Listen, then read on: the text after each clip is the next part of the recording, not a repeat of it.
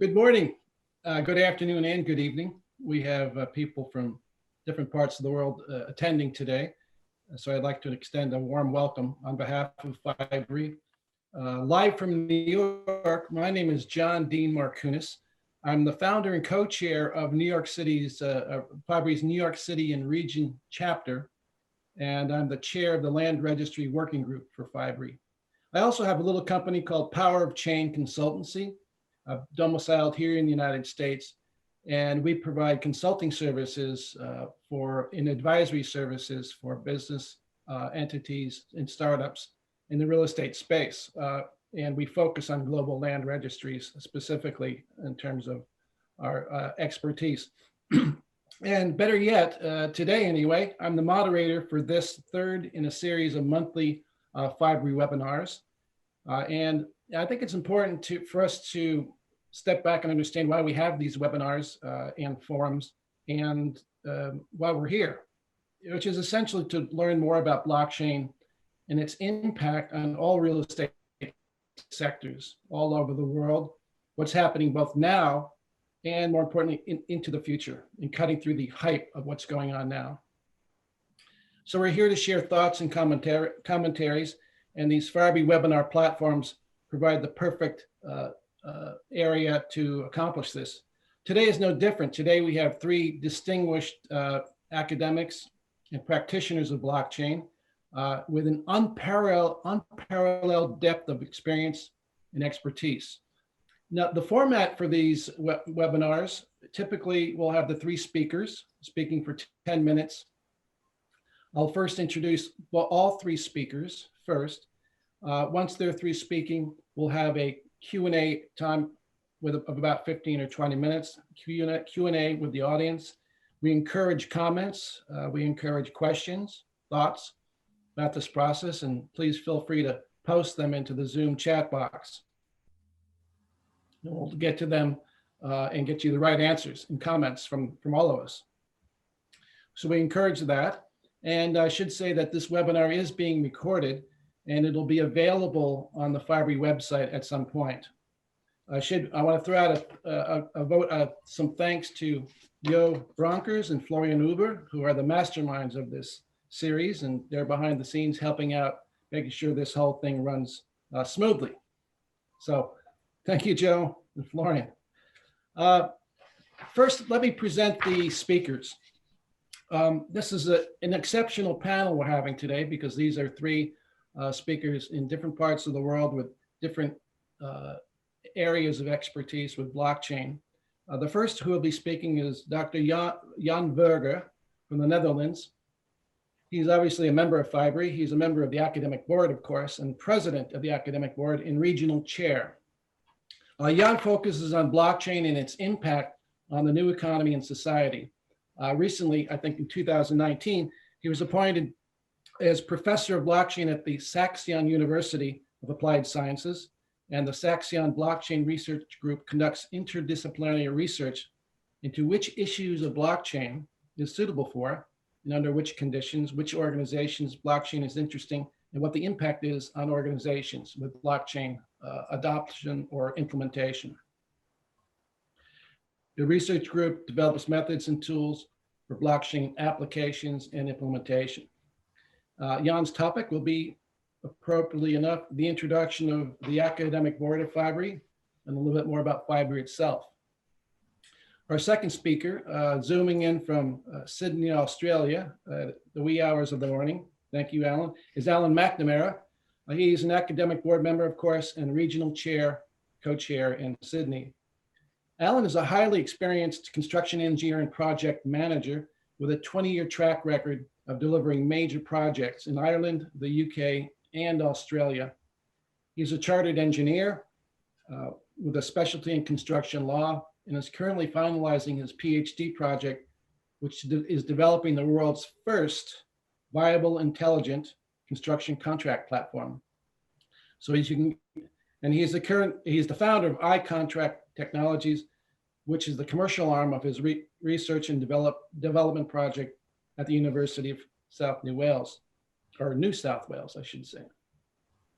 So it's no surprise that Alan's topic is on intelligent construction contracts. The third speaker is Alexander Appelmans from Brussels, Belgium. He spends half his time in London and half his time in Belgium. He's a member of the academic board and regional chair in Belgium. Alexander is in the final year of his PhD researching at the Faculty of Law at KU Leuven in Belgium, and his research focuses on the use of emerging technologies in real estate transactions.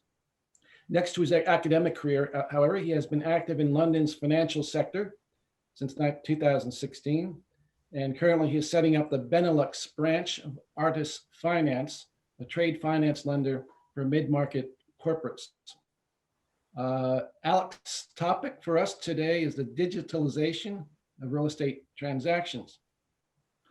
Our first presenter will be Jan, all about FIBREE and the academic board. And Jan, the floor is yours. I'll pass the microphone over to you. Okay, thank you.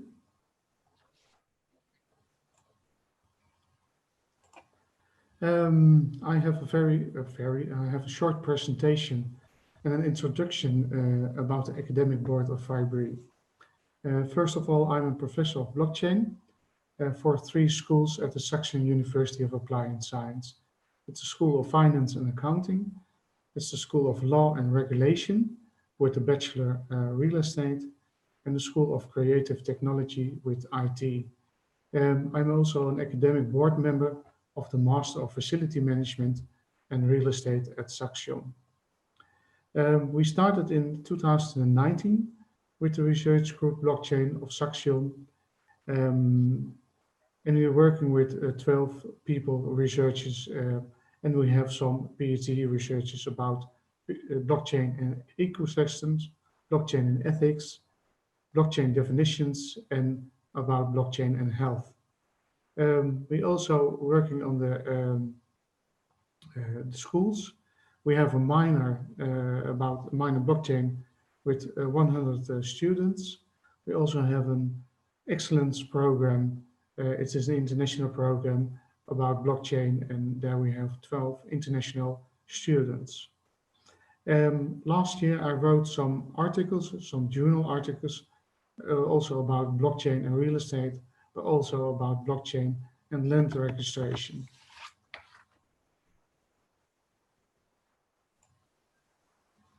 I can't, yeah, that's, now this is about the foundation of international blockchain and real estate experts.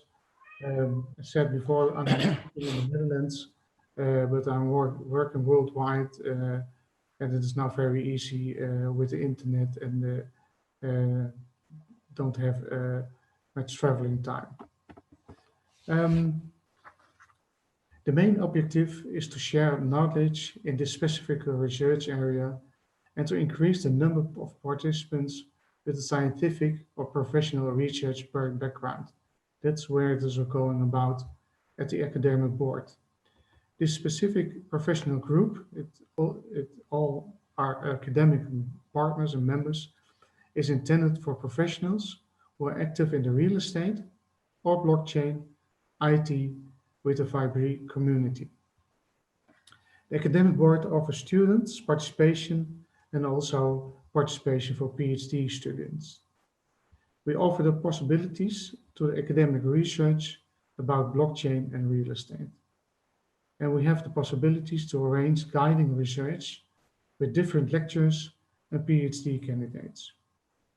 A goal for this year is to deliver an article based on research from the academic board. And if you want to participate, let me know so we can provide it. And if you have any questions about cooperation, working with students, doing some research, let me know.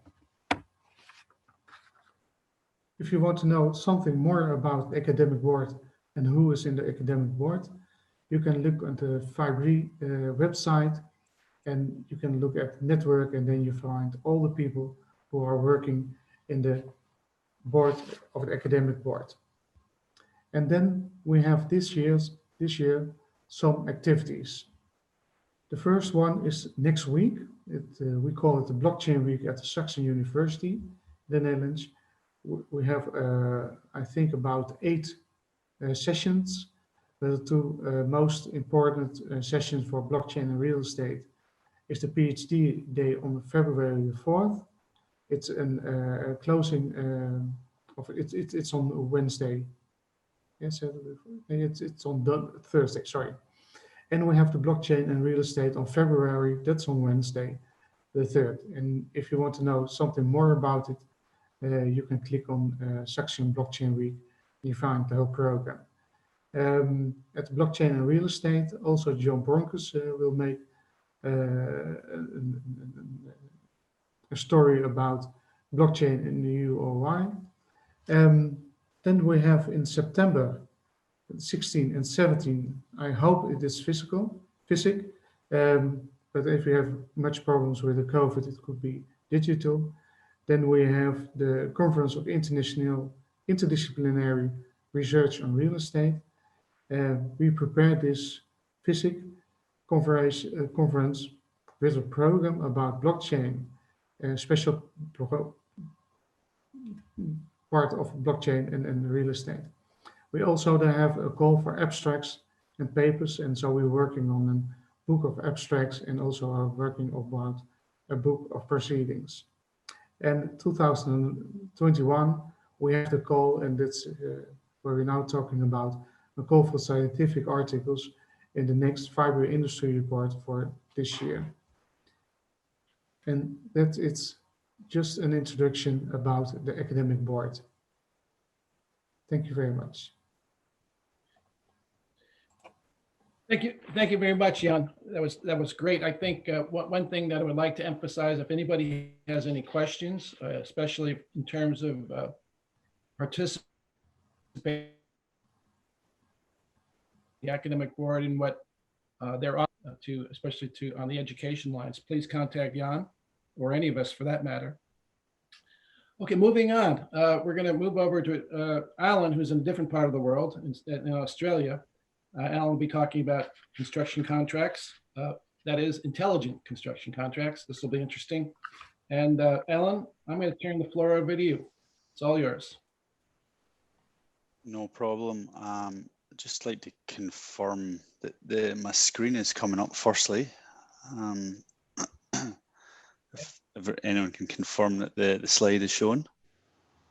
I can see your slides. Yeah, there they are. Okay, perfect. Well, thank you, John, for the introduction, and Jan for the summary of the academic board. Welcome from Sydney, Australia. It's nearly 3 in the morning here, so hopefully I don't fall asleep halfway through here.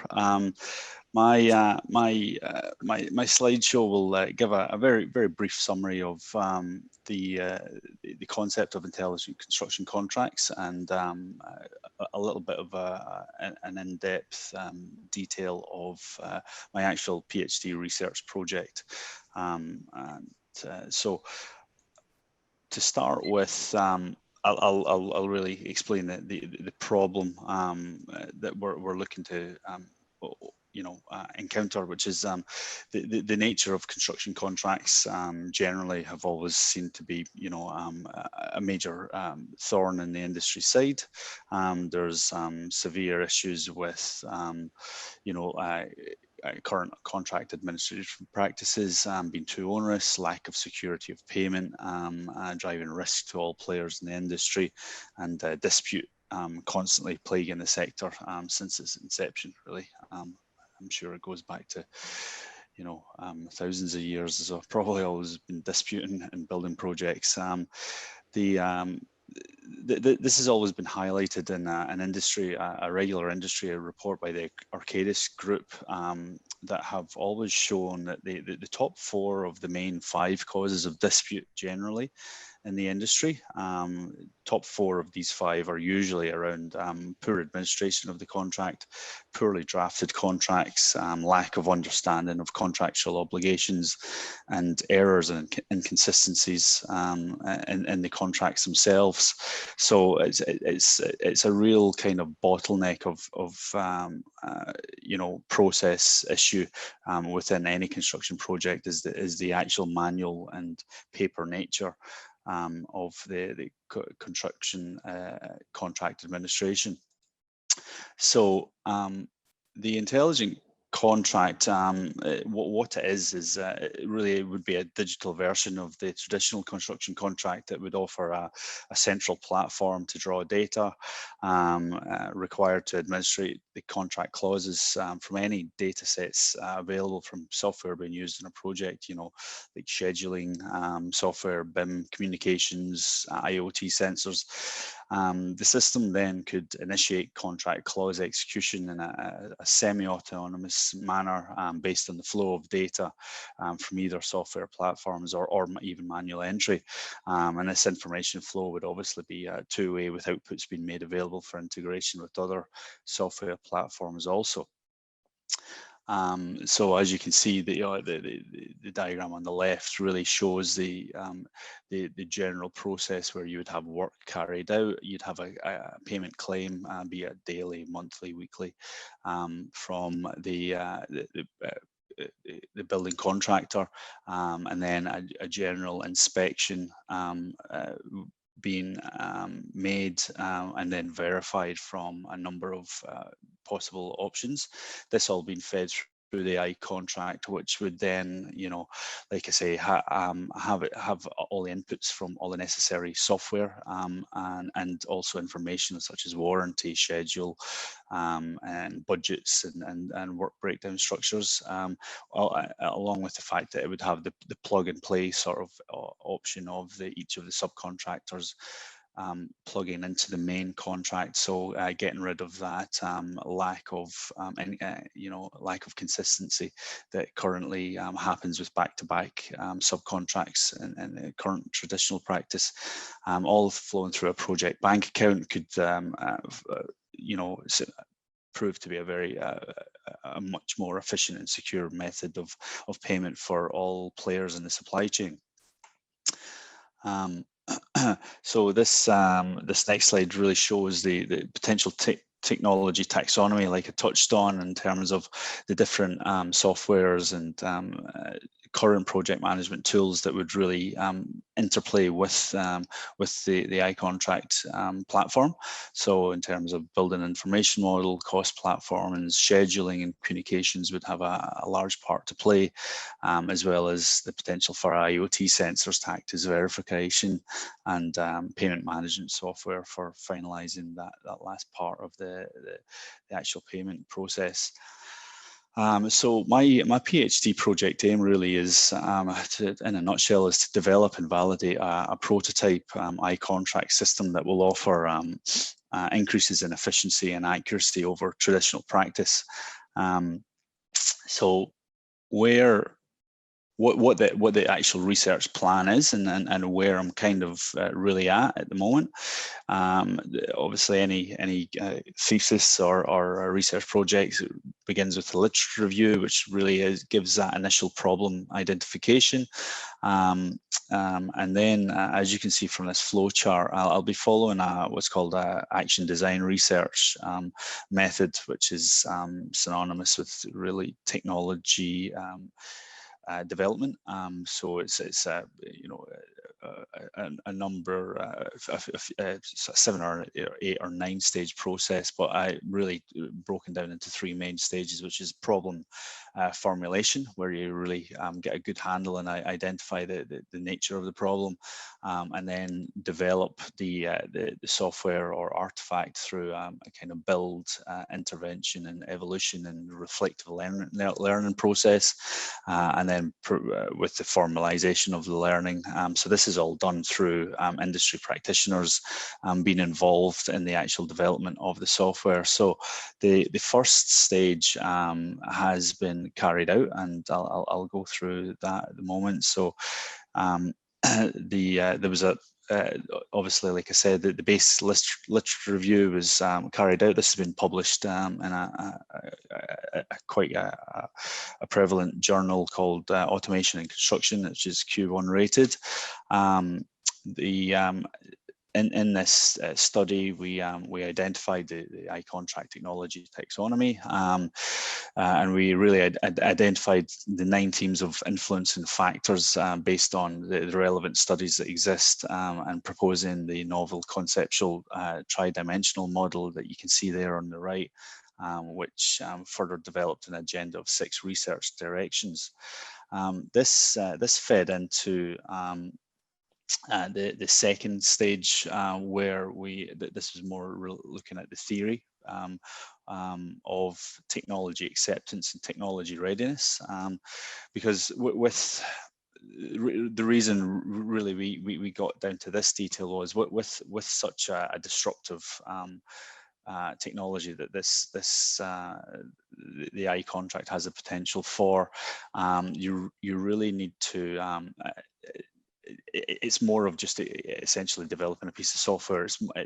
You would be talking about really changing attitudes, cultural behaviors within the industry itself. So to make sure that software really informs and answers the relevant questions pertaining to cultural and organizational issues, it was important that we looked at this aspect and really started from the ground up. So for this purpose, we leaned on some very established theories that exist. This isn't specifically in construction, but the technology acceptance model that dates back to 1989, and also Technology Readiness Index, which actually dates back to 2000.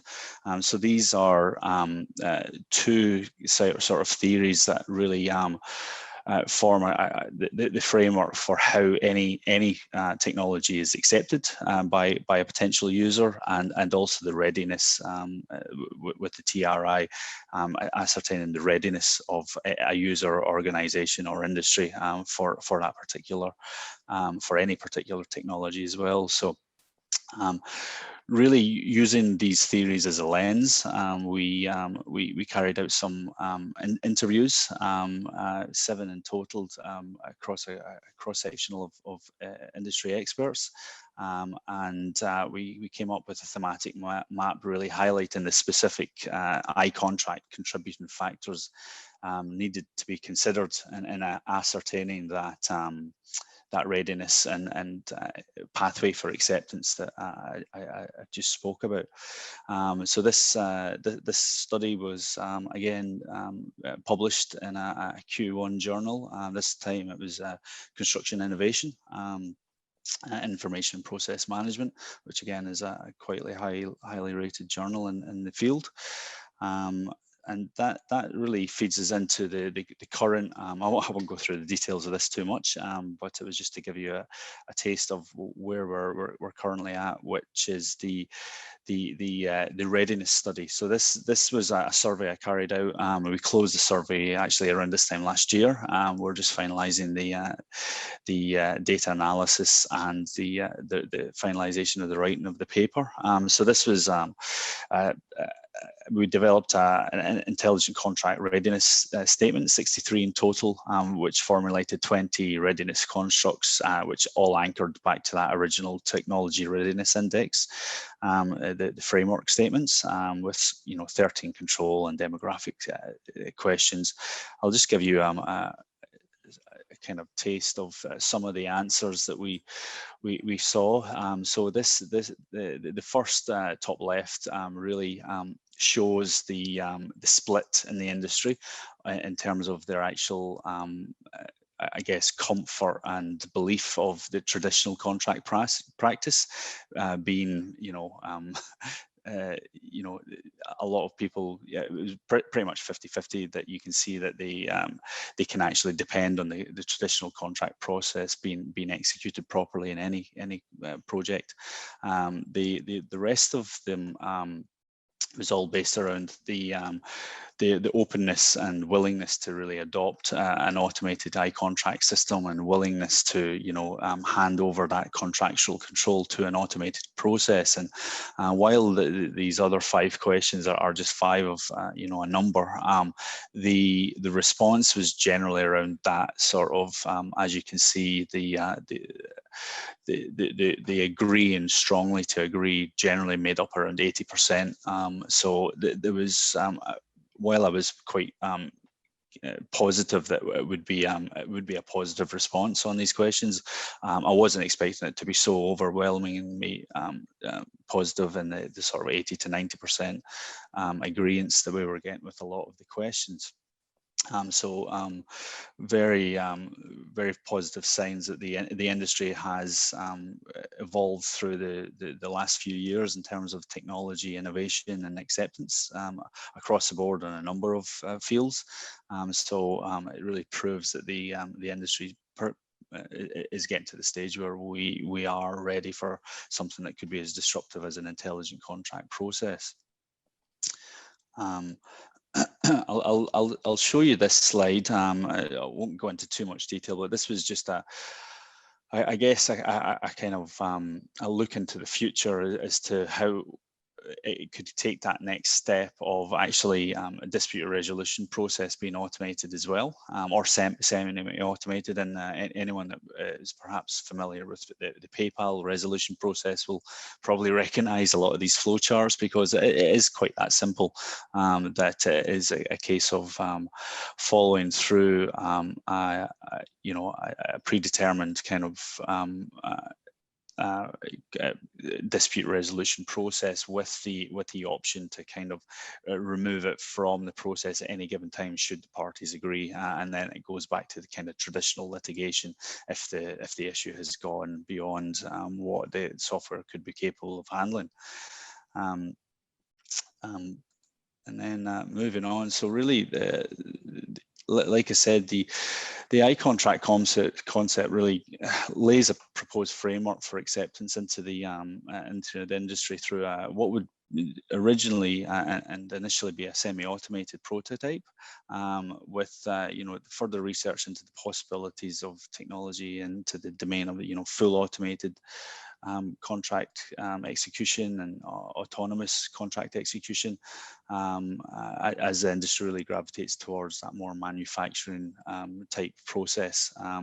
The introduction of artificial intelligence, obviously, into not only the contract formulation process, as well as the delivery phase and onto dispute resolution, is a realm for great possibility, and it's something that once would be have far greater potential and possibility once an iContract platform is really more established and in general use within the sector.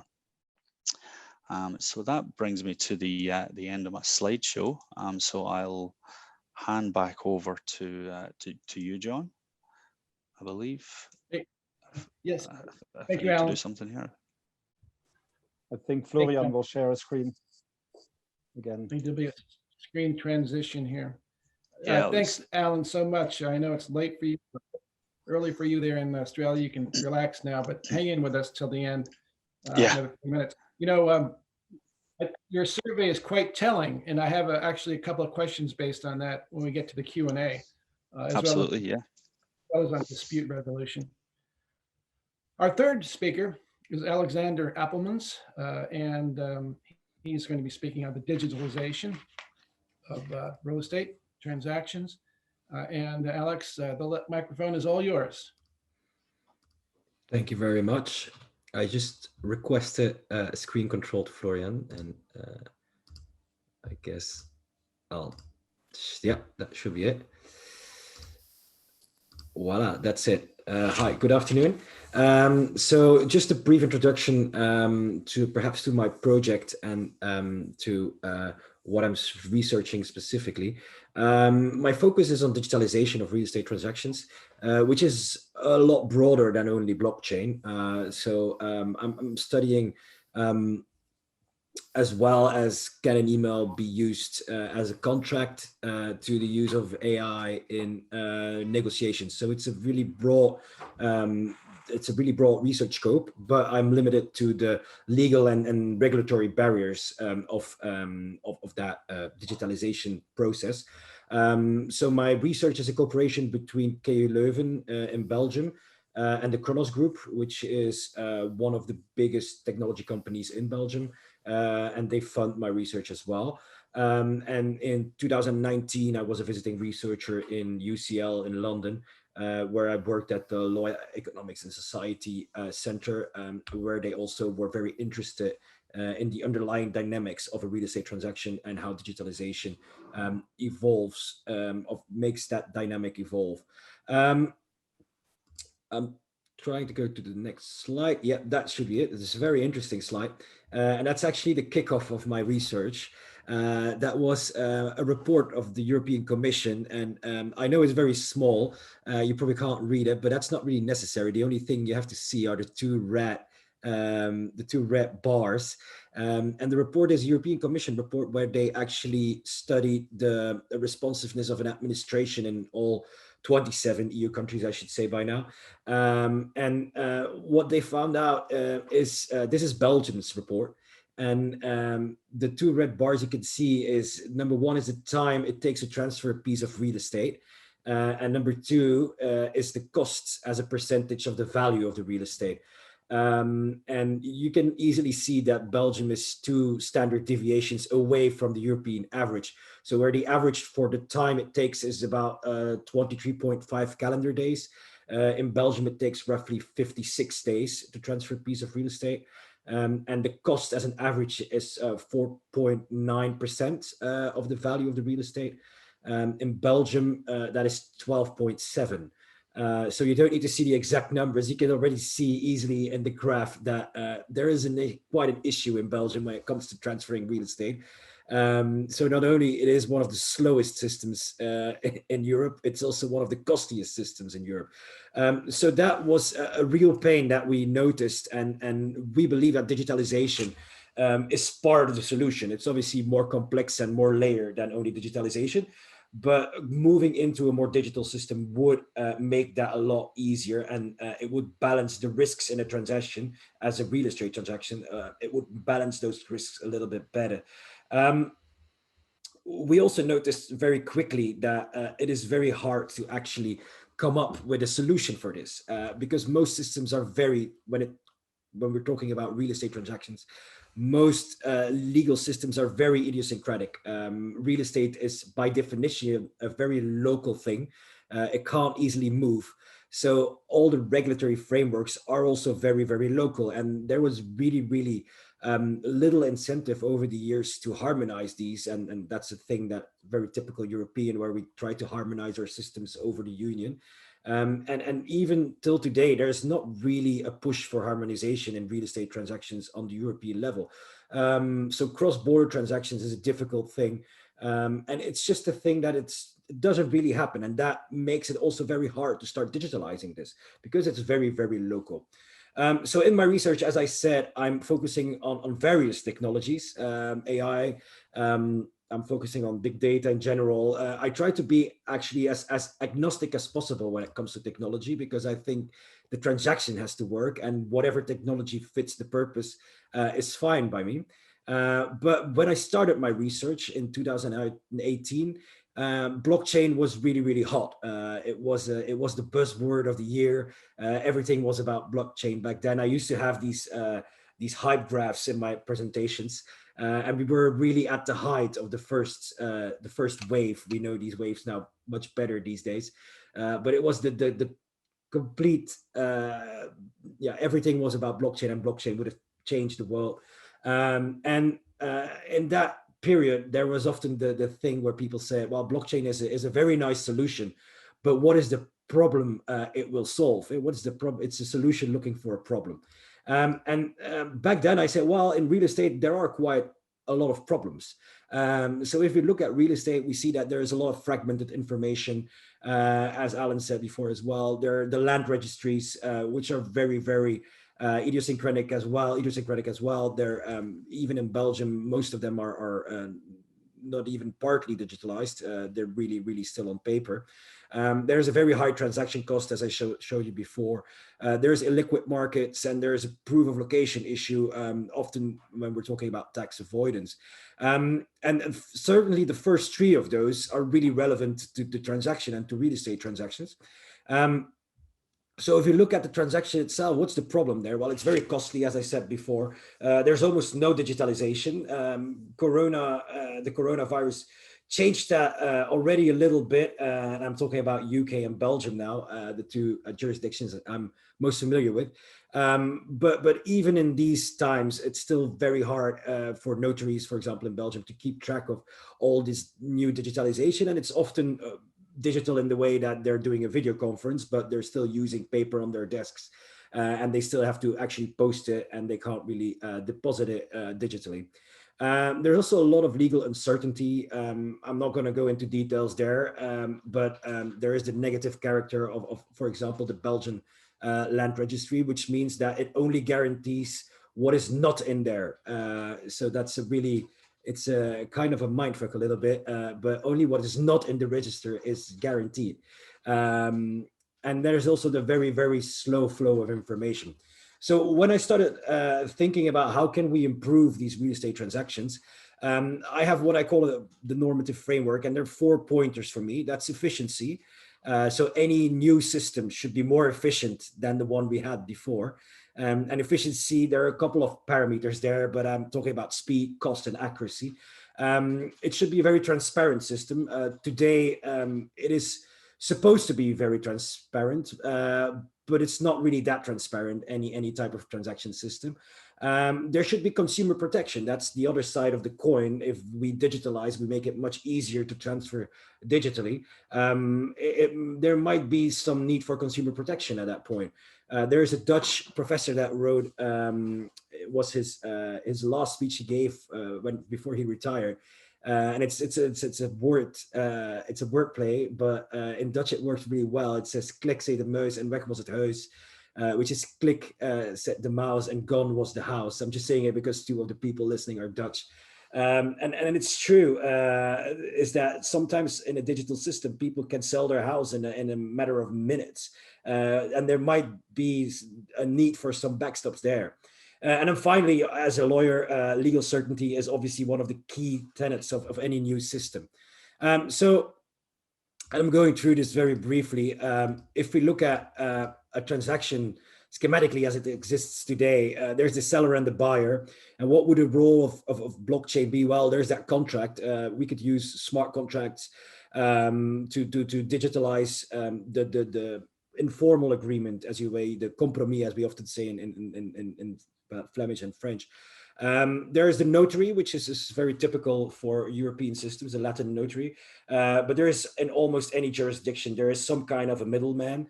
They'll often supervise a transaction. They'll make sure that there is some kind of a balance that definitely, if we're talking about consumers and not professional buyers and sellers. And then finally, there's the land registry. On each of these 3 levels, I could give at least a 2-hour presentation, but I know that we're limited to 10 minutes. So very briefly, what can blockchain mean for a notary in an asset deal? Well, there's the notary, they do the client meetings, they collect relevant information, they draft a contract, and in general, they're considered preventive justices. So they are, that's the original meaning of a notary. They are there to prevent any issues rising in the future. And blockchain could help these notaries by gathering information, by having this accuracy and speed weaving into the information gathering of these notaries. An issue there is that's all good and well, but you need the good data to start with. And today that is an issue. Then secondly, we can automate part of that research, and we can automate part of the notarial contract, as we say, and that could be done via smart contracts. And then finally, just one last word on land registry. There's a lot been written on land registry and blockchain, and I think the next webinar we're having will be on that specifically. The World Bank did a lot of research on that as well, and that's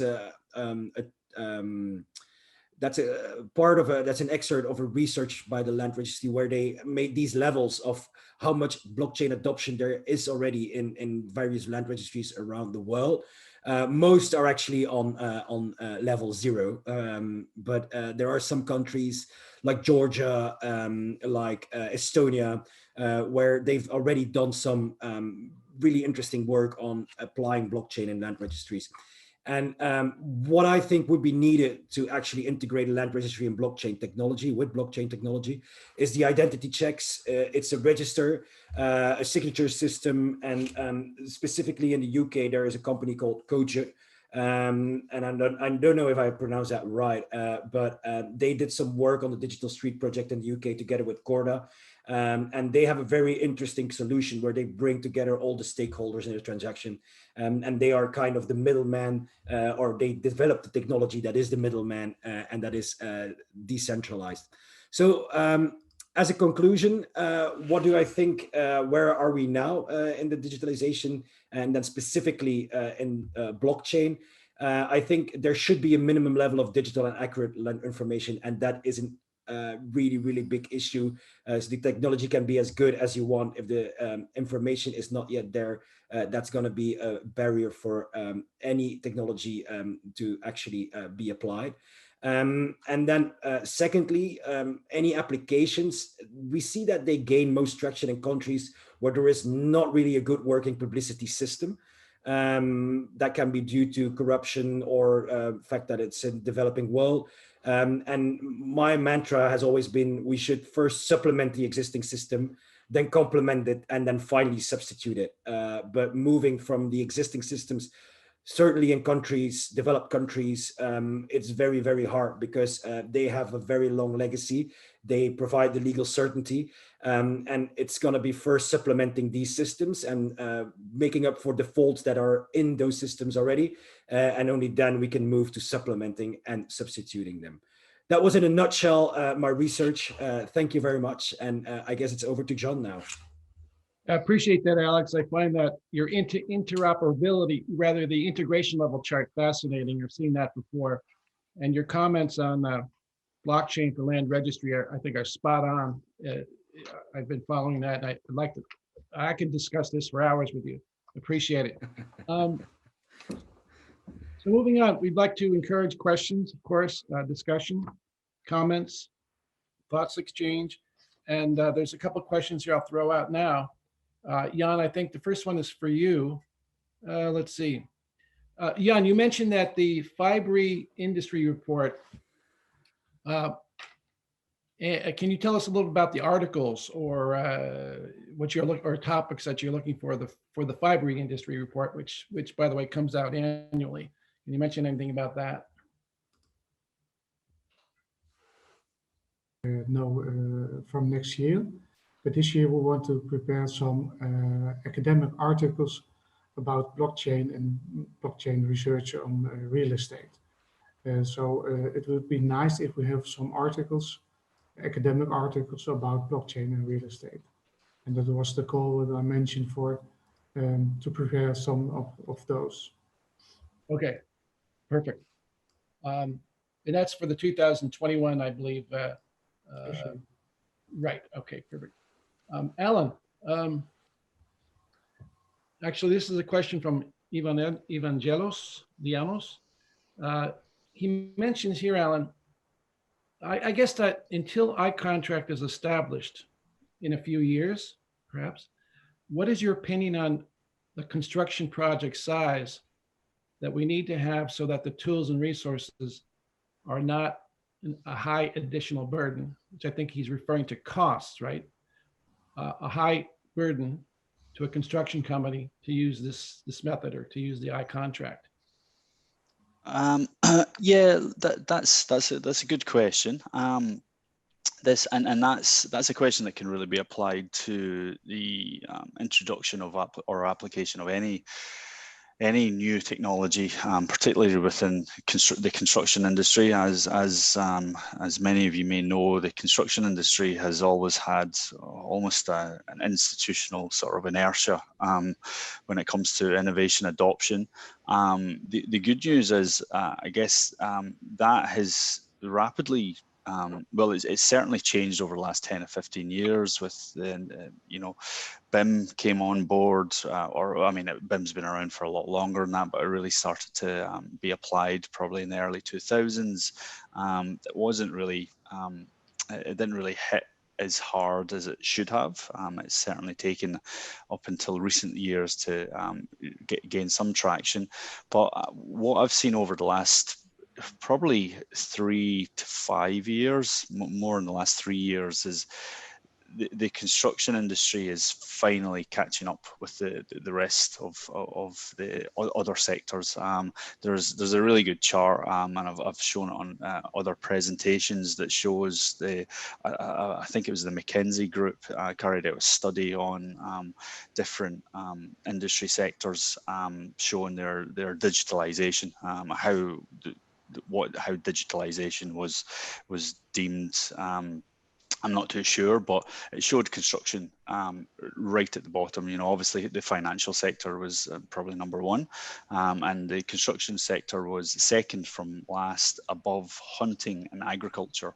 And I'd actually dispute that agriculture would be above construction, to be honest. I mean, I don't know if you've seen some of the new combine harvesters and tractors that they use these days, but they're all fantastic GPS. You know?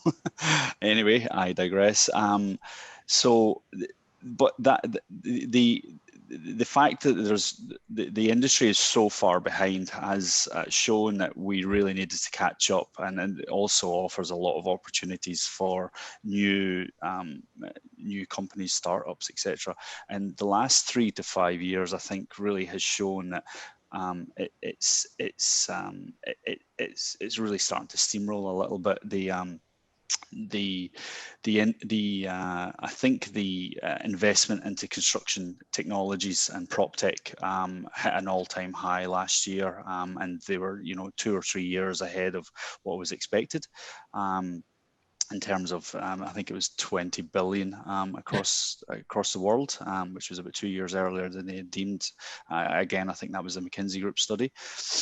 So I'm finding that the amount of tools and finally get to your question, sorry, the amount of tools and resources that are being used these days, even at low ends of the sector, is everyone's getting a lot more digitized. Everyone's starting to use tablets, and you know, they've got Procores or Aconex, Oracle. So even the lowly, you know, rough trade subcontractors are a lot more digitally savvy. So I guess I wouldn't so much say project size. I think what you'll find is there'll be a lot of players, if the large companies don't, you know, get on board, they'll quickly fall by the wayside. But the smaller ones, you'll see, will be a lot more nimble. They'll grab technologies like this and really use it as a point of difference in getting ahead. But you're 100% right. If you go back to the slide where I showed the technology taxonomy, the iContract concept is very much a middleman software. So it hugely relies on the interplay and integration of other data sets coming into it, and also for it to do its job. So I don't see project size being a big part of it. I think it's really more about the sophistication of the players, and I'm finding that there's a lot more of them than you probably think. And I'm sure that's the same with any other of the researchers within the property and construction space at the moment as well. Thanks, Alan. You know, there's a question for Alex. Actually, it's my question. It's you mentioned an interesting some interesting data. I've got to find out what's going on here. You mentioned, I think, that in terms of the cost of the transfer of land registration or a deed or a title, European Union versus Belgium, right? Mm-hmm. the cost, which is I guess a percentage of the value of the property being transferred, was about what, 4.9%, 5%? 4.9 for the Right. European average, yes. 12% in Belgium. Exactly. That's huge. You did describe a reason for that. Is it because of the lack of digitization, because you're still paper-based? And I mean, that's a huge difference. I'm I know. curious. I know it's a huge difference, and it's a bit difficult to account for. And I think it's one of these things. It's not one reason why it's that much more expensive. There's tax, so we pay quite a lot of tax when we transfer a piece of real estate. That's one answer to it. There's a second answer to it, which is I would say it's an answer that is publicly a little bit difficult, but it's the fact that notaries are quite expensive to use. Some people would argue very, very expensive. There was some public backlash on this about 3 years ago. Actually, the title in one of the newspapers in Belgium said blockchain will replace the notaries. And then the subtitle was, and it's time it does so. Because they're way too expensive, and it's actually like this, that the notaries, they're called notary publics, and so they work on, so their business model is basically regulated by the government, and part of their business model is based on a percentage of the value of the piece of real estate that they help selling, and on the other hand, they have to give a lot of advice for free. But the problem is that these buildings only became more and more and more expensive. These transactions became more and more regular. So these notaries are now earning way more than they were supposed to earn when they developed this state-governed business model. That's a second reason, I guess. As I said, it's a publicly one. There's a lot of controversy about this. Notaries will always say this is not true, but a lot of people on the other side of the argument would say, well, that's one of the reasons why it's that expensive. And then thirdly is Belgium is known for all its governments. And it's you actually almost need a lawyer to know with which government you actually have to transfer your real estate. So that's also part of the fact that the due diligence, definitely when we're talking about real big transactions, the due diligence is very, very costly as well. So you almost need a professional legal team to supervise your transaction. I think those are three reasons that, off the top of my head, that I feel are probably the reason why there's almost an 8% gap between the European average, which is not best in class, it's the average, and Belgium, who is last in class, to be precise. Yeah, you know, Alex, for everybody, a quick footnote to that is in the United States, we have notaries as well, but their function is completely different. All they do really is notaries in a transaction is they verify signatures and identification. And in Europe and South America, notaries will take on the role of attorneys and all of that. So I can see that cost being so high. We have just a few minutes left. Another question for Jan. How do you see that the existing involvement of blockchain? How do you see the existing involvement of blockchain technology? Part of that is the second part is from your practice, what is the best or most exciting applications of blockchain use that you see, and maybe some of the challenges? And just a bit, so if you would. I did a research about blockchain and real estate in the Netherlands at all universities and University of Applied Science, and I presented the presentation in Tel Aviv. And what you see there that we have in 2016, there were not a lot of researches about blockchain and real estate. And when you look at 2017, it's a little bit more. In 2018 is exploding. Then you see what in the coming years, there's very much attention about blockchain and real estate. But the most application I see and most interesting is the cadastre, the land registration. We have a very good land registration cadastre in the Netherlands. But when you go to Colombia or when you go to Africa, you don't have any land registration. The only thing you have is your smartphone. So what you see is that we have the same discussion as Alexander mentioned about the notary.